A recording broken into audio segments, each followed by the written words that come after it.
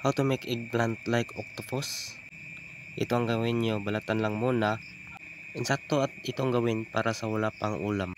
Balatan ng mabuti para walang matira. Kasi matigas ang balat kapag maprito na. At pagkatapos itong balatan, ibabad ito sa tubig para hindi mangitim-ngitim. At kapag natapos na itong ibabad, hiwa-hiwain para magmukhang octopus. Kailangan natin ng itlog at lagyan ng asin para pinapansin. At lagyan ng magic sarap para ikaw lang ang kanyang pinapangarap. Para pagtikim mo, masasabi mong, wow, ang sarap! Kunti lang po ang ilalagay natin para hindi po magiging matamis. Katulad ng tamis ng kanyang halik. At i-mixture po itong mabuti. At ilagay na natin ang talong sa ating itlog para dumikit sa ating crispy fry. At ilagay na natin dito. Parang octopus siya.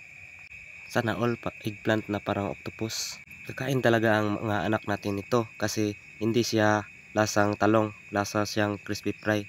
Akala nila fried chicken yun, talong pala. Para sa mga may anak dyan na hindi kakain ng gulay, ito ang gawin natin para kakain talaga sila. At tayo ring mga magulang, kakain rin tayo ng mga gulay para makulay ang buhay. Ang purpose talaga nito para madikit ang crispy fry. Inilagay siya sa itlog ang talong para mabango siya, talong na ang bango niya parang fried chicken. So sinong mga bata hindi kakain ito, kakain sila kasi parang fried chicken talaga ang lasa niya. So ganito lang ito gawin, imikis-mikos lang yan kaunti, tapos ihalo-halo ng kaunti para dumikit talaga ang crispy fry. Napakatibay, di ba? Pwede niyong gawin ito sa iyong bahay. Naka-establish na tayo ng marami. Sunod natin gawin, maglagay tayo ng oil sa kalaha o sa kawali para uminit.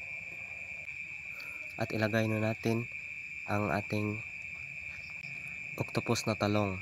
Kunti lang ang ating apoy para hindi masunog. Madali lang po siyang gawin. Bumili ka lang ng talong, hiwa-hiwain para maging forma siyang octopus. Tapos itlog at crispy fry.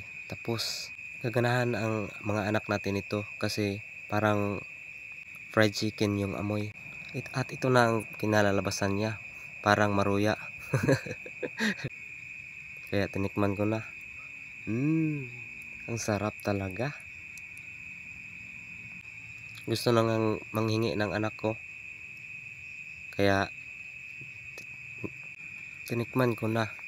Akalain mo, ang sarap pala. Masarap talaga siya, promise. Kaya dito, humingi na ang anak ko. Ako lang muna ang kumakain para malaman niya na masarap talaga ito. Kaya binigyan ko siya. Masarap daw, sabi niya.